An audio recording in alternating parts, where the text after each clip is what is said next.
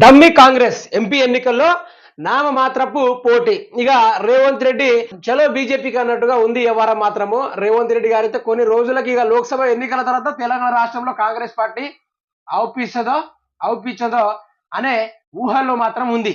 అది ఎందుకంటే చూద్దాం. డమ్మి కాంగ్రెస్ ఎంపీ ఎన్నికల్లో మాత్రమే పోటీ.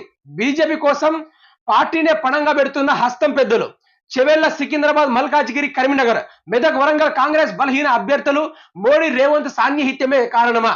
రేవంత్ తీరుపై కాంగ్రెస్ పార్టీలోనే తీవ్ర చర్చ.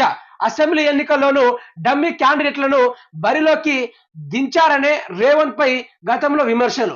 పార్లమెంట్ ఎన్నికల తర్వాత రేవంత్ బీజేపీలోకి వెళ్తారనే జోరుగా ప్రచారం. ఇక ప్రచారం ఏంది? సార్ ఎప్పుడో ప్రకటించినట్టే అయింది. సార్ మీరు మాకు బడాభాయ్ అంటే, మరి బడాభాయ్ ఆ పదవిలో ఉంటే చోటభాయ్ ఏ పదవిలో ఉంటాడు? కాంగ్రెస్ పార్టీ పక్కన పెట్టేసి బీజేపీ పార్టీలోకి బరాబర్ చేరుతాడు. చేరేసి